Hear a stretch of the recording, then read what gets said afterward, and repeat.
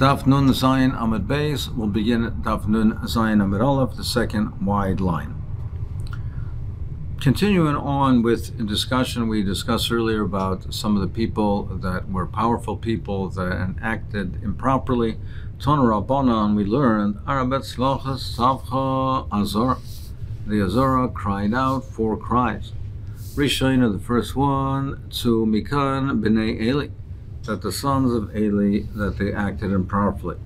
The Pasuk says, Asher Yishkovenes Hanoshim Masechet Pesachim Moyed. Now the Gemara, we learn out the Gemara Darshans that it doesn't mean literally that that's what they did. The Gemara in Shabbos learns that they were Masha, the women, their korbanos of the women, and they delayed them from returning to their husbands. But the Pasuk calls them Asher Yishkovenes Hanoshim. So they acted improperly in that way. So it says that therefore they should depart from the Azor. Sumikan b'nei Eli shetimu heichel Hashem. They were matama the heichel Hashem. V'oid tzvach, another cry that cried out, Semikan Yisachar Ish Kvar Bar Koi, that he should leave. This person from the village of Bar Koi. Why is that? Shemachabes is asam machal kodesh shamayim. He honors himself, but he is machal kodesh shamayim. What did he do? D'have karach yodeh. He would wrap his hands with silk and do the avodah. He didn't want to dirty his hands with the blood and the balls of the korbanos. He wrapped it in silk, so he's mechabed himself. And he was mechalel the kodesh shamayim. Number one, because there's a chatzitza, and you can't have a chatzitza between the avodah. The kohen has to touch it without anything interposing between. It says v'lokach hakohen. And it has to be without any chatzitza. And secondly, he was mavaz of the kodshim that he didn't want. It was beneath his dignity to dirty his hands with the blood of the korbanos. So therefore it says that it cried out the Azorah that he should tzemika, he should depart from here. Taisus asked the kasha, Taisus here, and then Sukkah asked the kasha that by Sukkah it says that as far as in Masechet Sukkah it says as far as the lulav, it says that loy linkan in shalulav v'sudra, and Rav Amar l'kicha de davar achar shmei l'kicha. That Rav says no, he could take the lulav al yidei davar achar with holding something else. L'kicha yidei davar achar shmei l'kicha, and over there as far as it says by the lulav v'lokach, and also he has to take it. And over there, we don't consider it to be a chatzitza that he wrapped something with the lulav was wrapped around. And here we say that he wrapped his hands is considered a chatzitza. Taisus answers that if the item is being used is to facilitate the lekicha, so if he used what was wrapping the lulav is a holder that helps him to do the lekicha, then it's not a chatzitza. But if it doesn't facilitate the lekicha, like over here, he's wrapping his hands to protect his hands, it in no way makes it easier to take it. Opposite, it makes it more difficult to take it, but it certainly doesn't make it easier. It's only to protect his hands, that's considered a chatzitza. Then the third cry that it cried out the Azora, V'oid tzvacha Azora, it cried out Sushor Mashechem, and it says V'konis Yishmael ben Peyachi Talmid shel Pinchas V'shamish b'kehuna gedula. So it says it cried out that the Sushor Mashechem, the gates, should raise up its head, and he should be allowed to come in. Now, even though we said that his descendants acted improperly, but here it cries out to show that he himself was a tzaddik, he acted properly, and he should come in v'sham b'kehuna gedula. V'oid tzvacha atzah tzavcha Azor, cry out as well, Sushor Masechet v'ikanas Yochanan ben Nirboy Talmid shel Pinchas. He should enter v'yimalek risa mikodesh shamayim, and he should fill his stomach with the meat of the kodshim. What's the situation over here? What was the inyan? Omru laval Yochanan ben Nirboy. They said about him shayoichel shloish meis agolim, that he would eat 300 calves, v'shaisa shloish meis garbe yayin, and drink 300 barrels of wine, and that's what he had for his meal. V'oichel arboim saw goizlas b'kinuch suda, and he ate 40 saw of young birds for dessert. Omru, and they said, Kol Yom Shel Yochanan ben Nirboy Lo Nimsa Neiser B'Mikdash. Since they ate ate so much, they consumed so much, so they never found nicer. There was no nicer in the Beis HaMikdash because everything was eaten up, and it never came lidei nicer.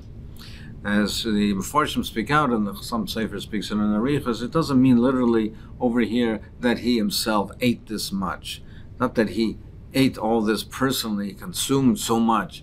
It means to say that he was an Ish Chesed, and he used to therefore bring Kohanim and feed them, and there was therefore many guests and many Kohanim by his table and around him, and his meals, those were the size of the meals, not that he personally consumed it, but him and the rest of the Kohanim consumed it, and it was therefore they ensured that there would never be nicer. There was always people, he's a Baal Chesed, there was always people around, and Kohanim around, and therefore it ensured that there never came lidei nicer. There was no more leftovers from the Korbanos. So this, he saw Ishkvar Bar Koi, so that we said that he was finicky on himself, he wrapped his hands with the silk. What happened with him? What was his end? Omre, we said there was a mice that Malku, Malksa, Hava, Yossi, the queen and king were sitting and talking.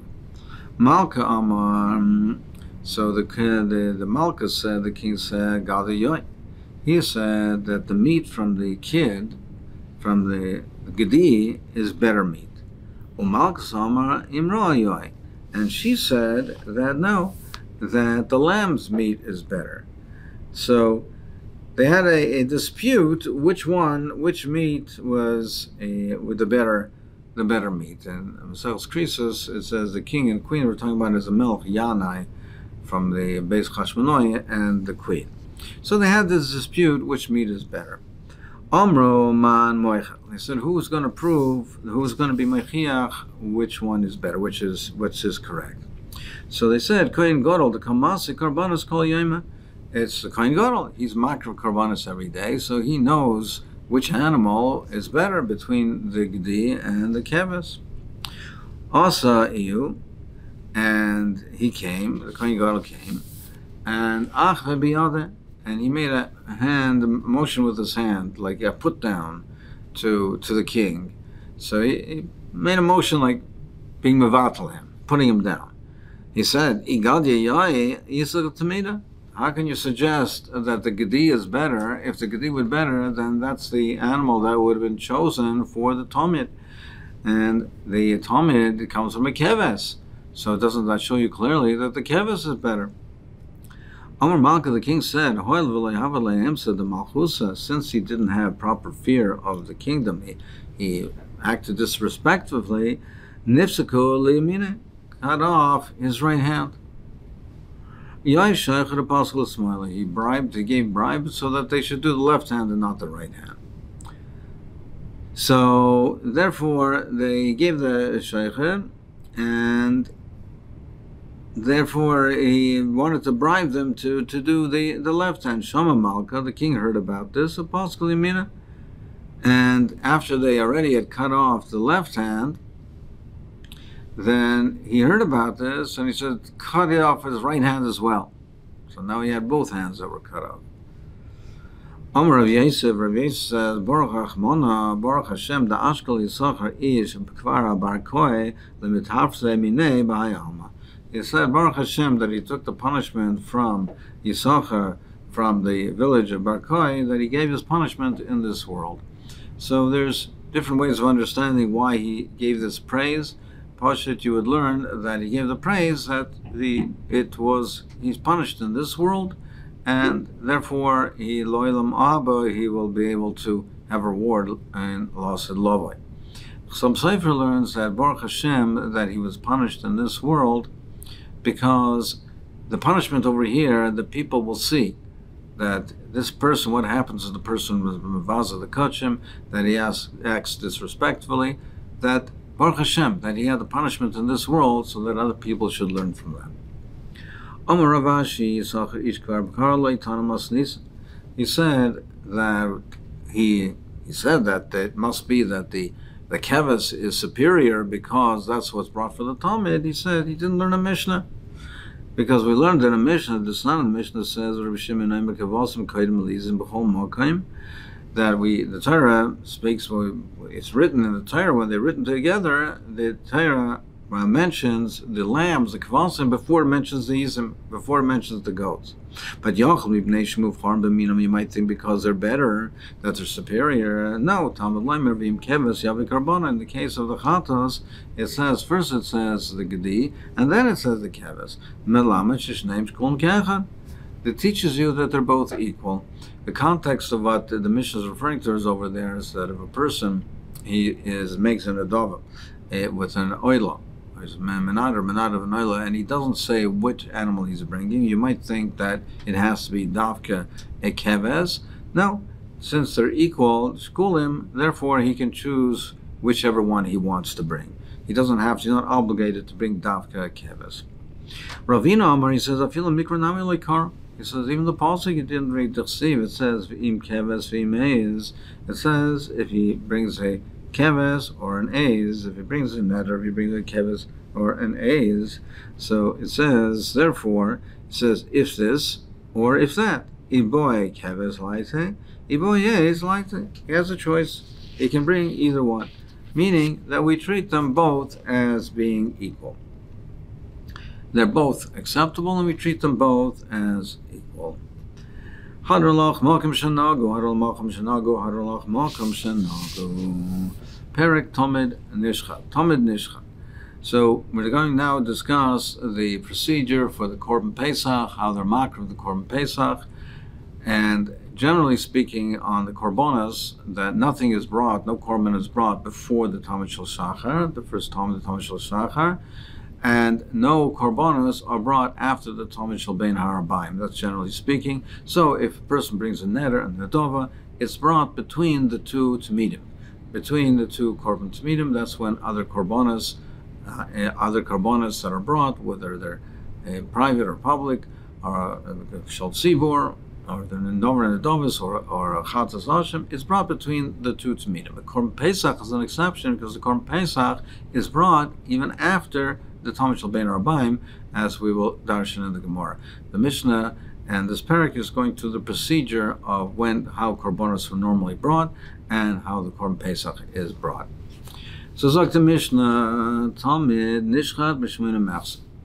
The Tamid Shel Bein Harabayim, so it has to be brought in the afternoon. Normally it was shechted in 8.5 hours after the beginning of the day. Then it's 8.5 hours into the day.